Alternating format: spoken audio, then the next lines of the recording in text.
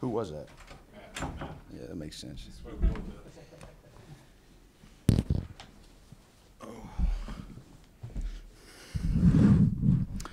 All right.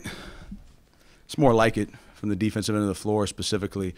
I thought that our focus and our intent was much more visible on the defensive end of the floor. And, you know, a lot of times when you deal with some adversity, it forces you to look at some things that maybe if you were winning, it wouldn't make you, analyze them and figure out what we got to do. And it's just like anything else in life. When you go through that adversity, you got to get back to who you are. And I thought for the most part we did that tonight. Were there some bad stretches? Absolutely. But, that's a slower tempo game. And to get the margin of 19 and the way we did it, just systematically of just getting stops, coming down, and it's not like we were on fire necessarily from the perimeter. We shot 36% from three, which is good, but I just felt that we were much more connected on defense. And the other thing I'll add, really proud of Matt. 1,000 points, especially considering his injuries. It's incredible. But what I told the team, that's very minimal compared to everything that he's done for this program.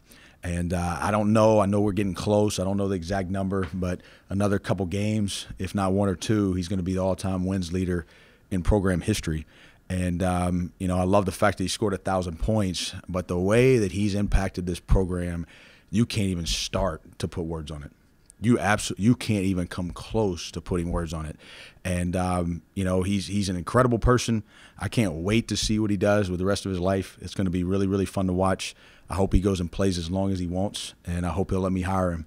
But if not, he's gonna go out and do some amazing things, and really proud of him. The last thing I'll say before questions, we asked some guys tonight to do some things for the better of the program. And, there was some minute reductions. There was a starting lineup change. We asked a senior to come off the bench, and we wanted to make sure that was all to make sure that we could get positional length and size where we wanted it.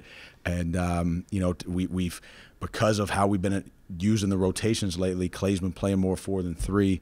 Noah's minutes have gone down, and so we had to get Noah out there more, and we had to get Clay at the 3 a little bit more to give us that lineup that we enjoyed so much in the early part of the season of Clay, Noah, and Matt together, but at the same time having the luxury of an Andrew Brown to come in at the guard spot and do all the things that he does.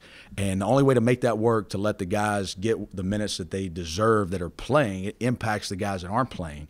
And the hardest part about that is they're not playing because of something they didn't do or they're not good enough to play. It's just some guys in front of them deserve to play a little bit more.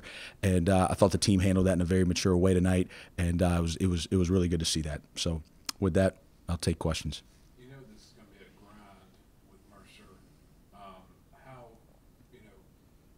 And I guess that when you have a game like that, you know how important defense is.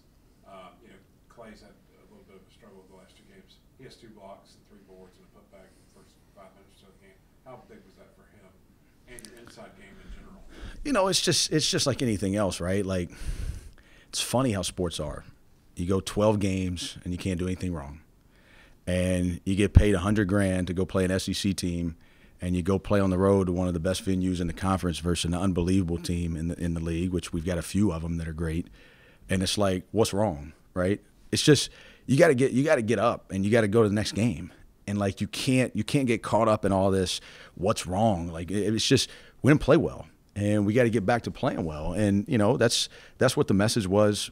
Sunday we came in here on Sunday, and we showed a video that basically highlighted the first couple weeks or months of the season and what this group had accomplished, and just told them, like, this is who you are, right? This is who you are, and you've had a little bit of adversity, so this isn't something that we're going to hang our heads on. This is an opportunity to figure out how can we grow from this. And so I think it was that, right? It was a growth opportunity for Clay. Clay's still a sophomore, right? Sometimes we forget that, and he's got to learn how to manage some of the mental of the game. And Clay's really, really good. I tell him that every day, because Clay's not naturally the most confident guy ever, right? And so he gets down on himself a little bit, and it's just important to have that rise-up mentality, and I thought he had that tonight. Big-time tip in late, right? I mean, just stayed with it, and was proud of his response. Matt was talking about practice being very competitive. It kind of got back to the way fall practice was. Given what you just said about the players, making some sacrifice for the team. I guess that applied to practice as well, because you need those guys that were on the bench tonight to give you good looks in practice. There's no doubt about it. And, you know, it goes – y'all have heard me say this a million times. One of the biggest cores of this program is you've got to be willing to work while you wait. And that's how we've been able to get to this point, because Clay Mounts was willing to work while he waited. Noah Gurley was willing to work while he waited. Alex Hunter played 7 minutes a game last year. He was willing to work while he waited. And so the life principle in all this is you just keep working, right? It doesn't matter if you're playing 0 minutes or 40 minutes. You've got to figure out a way to develop your person today, right? And that's the message program-wide, that it's not about how many points you score. It's about what value you bring today, and what effort and intensity are you going to go about it of trying to get yourself better.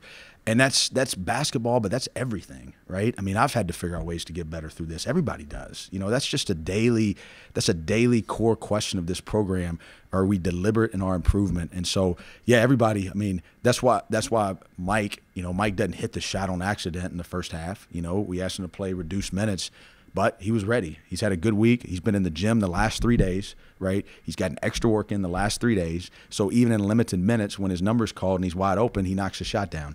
It's just how it works, right? And we've got to keep doing that, and we've got to keep understanding that it's about the value you bring. And I trust this group's going to continue with that.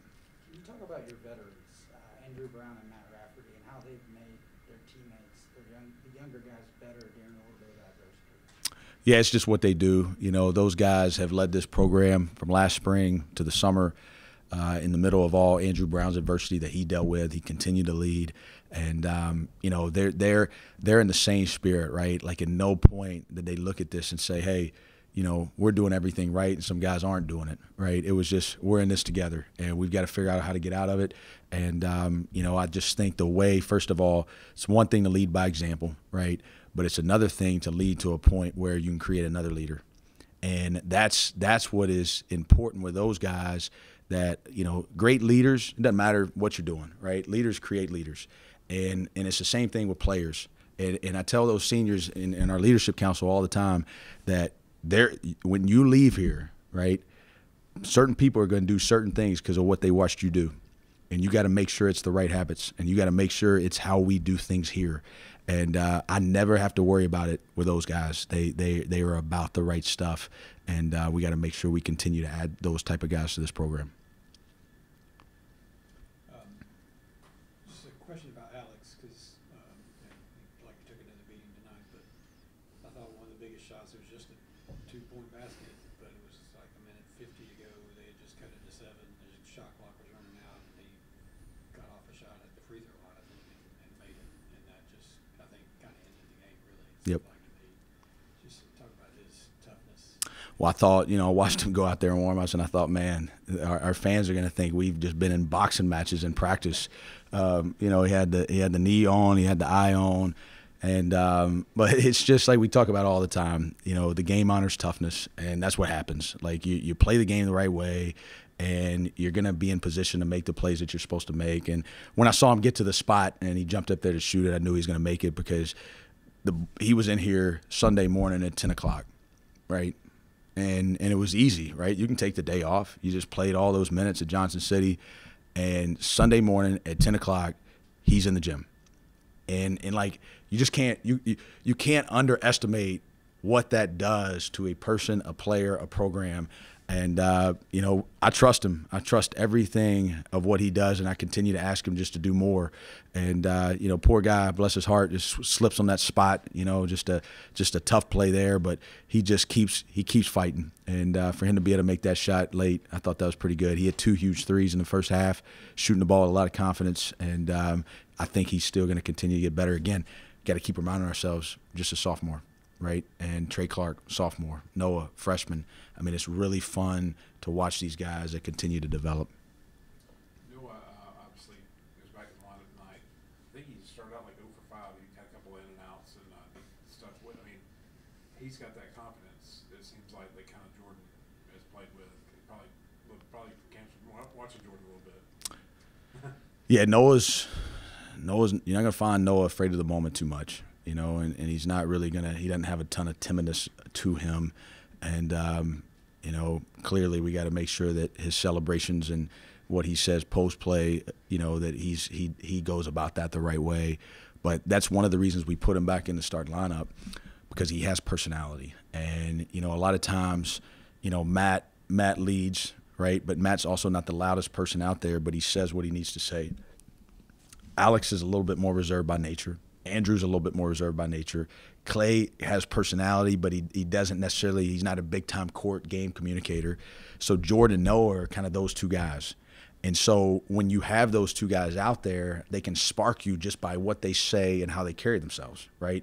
And that's one of those things that in sports you need that. You know, you need the guys that are going to really spark that energy, and it affects you on both ends of the floor. And I thought Noah did that. Like, he didn't get down on himself. He just kept playing. He had some phenomenal verticality plays at the rim tonight, and I was really proud of his performance. You know, he went back to playing a little bit of backup five. I thought his physicality there was great, but he's done that on big stages too. And so really excited about his growth, and really appreciate his personality. Anybody else? Thanks, Coach. Thank you.